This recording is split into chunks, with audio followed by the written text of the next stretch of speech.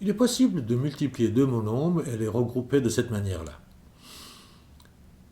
Dans cet exemple, on a 5x qui multiplie 3x. Pour effectuer cette multiplication, il faut d'abord multiplier les parties numériques, 5 et 3 dans ce cas-là, ce qui nous donne 15, et multiplier les parties littérales, x et x, ce qui nous donne x carré. Voilà encore un autre exemple, 5x carré qui multiplie 3x puissance 6. Pour faire cette multiplication, on multiplie les parties numériques, 3 et 5, ce qui nous donne 15, et les parties littérales, x carré et x puissance 6, ce qui nous donne x puissance 8. Rappelez-vous, pour multiplier deux expressions dont la base est la même et les puissances sont différentes, on additionne simplement les puissances. 2 plus 6, ça fait 8.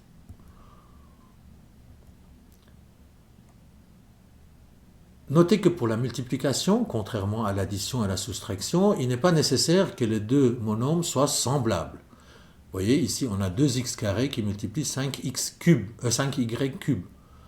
On peut multiplier ces deux éléments en multipliant les deux parties numériques, 2 fois 5, 10, et en multipliant les deux parties littérales. Effectivement, on ne peut pas simplifier au-delà de ça, mais x carré fois x cube, ça fait x carré fois x cube. Donc on transforme ces deux termes en une seule terme. Voilà encore un autre exemple où on va détailler un peu la manière de faire. Pour multiplier ces deux termes, on multiplie d'abord les coefficients, les parties numériques, 2 et 6, ce qui nous donne 12. On regarde s'il y a d'autres éléments semblables. Par exemple, on a a et a multipliés ensemble, ça fait a carré. Et on a b carré et b multipliés ensemble, ça nous fait b puissance 3. Il reste encore un terme qui ne se trouve que dans un seul des deux monombres, m, et qui se retrouve tel quel dans l'expression finale.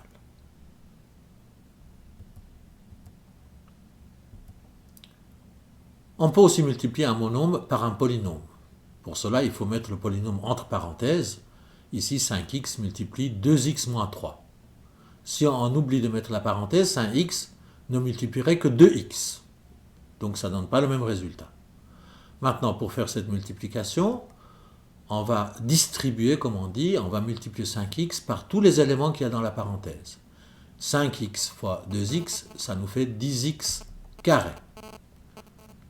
Maintenant, il faut encore multiplier 5x par x moins 3, ce qui nous donne moins 15x.